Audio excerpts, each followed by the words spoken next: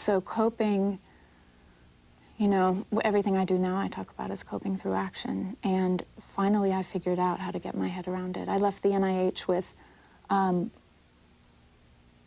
a conviction and a mission. The conviction part was born out of the fact that I was probably naive, that in 2005 I thought, I thought, you have to be kidding. In 2005, in an era of nanotechnology and can-do science, there's a fatal disease without treatment, and you can detect it really, really early and do nothing? I mean, the idea was that you could, you know, public health tells you all the time, they say, you know, early detection, early detection. Have they identified the gene that causes this? They have identified one. One or more, yeah. Right. And so there's some good news, relatively speaking, and I'll get to that, but I feel like what I needed to do in order to mobilize my own forces, partly to get out of bed and then do more, hopefully, was to figure out what the big picture was. Because what was so tricky for me was, why this disease? Why this pet disease? Why this boutique disease, right? Like, how am I going to get my head around this? So few women, I don't get it. Like, and that was a trick, and that was actually maybe what helped me to start drawing on my social science background, to start figuring out what the big picture stakes were and what the larger you know, what... This is something different then, or is it this and plus? The idea of saying, I want to know everything I can possibly know about this. A, I'm not giving up hope. B, I'm not going to accept the fact that not enough people know about this, even though it's a boutique disease. Right. So for my own sake and for the sake of others, I'm going to find out everything there is about this, and when I find out that there are not a lot of research dollars going to this, I'm going to go out and try to generate some attention to this and some dollars to this so that we can enlist science and medicine to do more. Is it that plus, or is it essentially that? I think it's that plus. I mean, I have to just, the only caveat is that, you know, I relate to hope in a really, I think hope is a very, very personal thing. And how people, I tell you, I almost felt like I had to create hope. Yeah. And and I'll tell you, I'll explain. I felt like... Create hope. Yeah, because here was my predicament. I started to learn things. Started to learn that, two things in particular. The first thing was that there are 25 million Americans who have one of 6,000 rare diseases, and that's 1 in 10.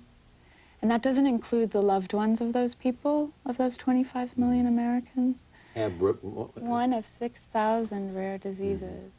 How do we define rare disease? The FDA does it. 200,000 people or less are affected.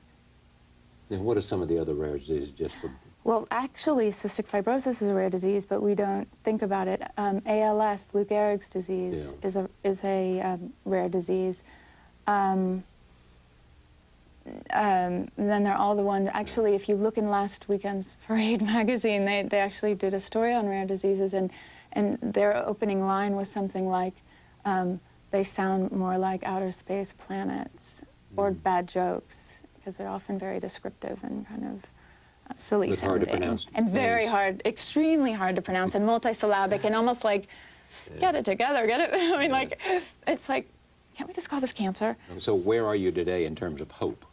What we have going is priceless, and we have these amazing researchers on board, and we have a targeted research agenda that's been devised by a scientific board that includes, you know, a member of the Nobel Prize Selection Committee, Robert Langer, Lou Cantley, Judah Folkman, just incredible people. George These are people that are on your science board? Yeah, they're the people who help to guide guide a very targeted research agenda, which means we're not going to wait for people to come to us to help us solve these problems. We're going to go out and pick. Proactive. Very proactive. How do you define success?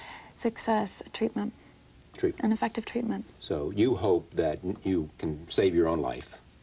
And all the women, and then there's a bigger picture, and the women like me, and then the bigger ancillary benefits are for people who suffer from the diseases that actually are related by cellular processes, actually connect LAM to many more common diseases. This is what I've learned from the scientists. It's bizarre. It's because at the level of everyday diseases, we wouldn't recognize each other. You know, that LAM and diabetes, LAM and estrogen receptor positive breast cancer actually have important things in common. So we teach, the disease research teaches is bidirectional. It's like there's a conversation going. And so it's not a zero-sum thing.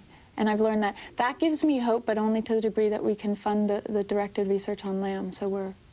Your husband's been a great... amazing hero. He's, yeah. But many mentors, a whole support network. Couldn't do it without them. You've raised some money. Lots of money, over $500,000 in less than a year. Simply by being in media, by proselytizing, by... I mean, a lot of it through a letter writing campaign and through house parties. Do you believe, having the definition of success that you have, that you will find success?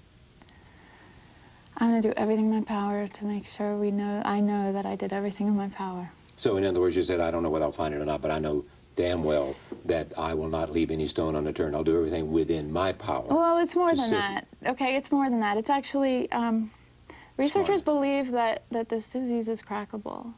They do. So they have a... They think that with a cocktail of existing drugs, we can likely find a treatment. Like they fight HIV virus with. Oh, cocktail like cancer. Most drugs are not monotherapy. You know, like a cocktail, like not a single drug. We're not likely to... On one silver bullet. Right. Yeah. Sitting here with me, what do you want people to know? Good. I want you to know it's that it's an incredible opportunity we have here. We can actually make a huge difference. That this is a case where the women with LAM and their families will be, that we can save lives here within my lifetime, within the lifetime of many women with this disease, and that actually it's an opportunity to set sort of a precedent for other rare diseases, and then the final thing is that it has the possibility of teaching teaching us about common diseases that currently don't have as effective treatments as could possibly exist. But I want people to know that this is doable, that we've already moved mountains. The number of discretionary projects that have already started based on us getting people together into a room together is astounding. People are willing to apply their minds to this. We need to be ready in the wings with funding to help them focus even more, and we can do this together. That's the exciting part. That I want people to know that this is a challenge that together we can actually surmount this. We can do it. And anyway, I'm excited. I'm grateful to everyone who's been a part of it, but extremely excited for the however many days and years I have left. We don't know. But thank you for coming. Thank you.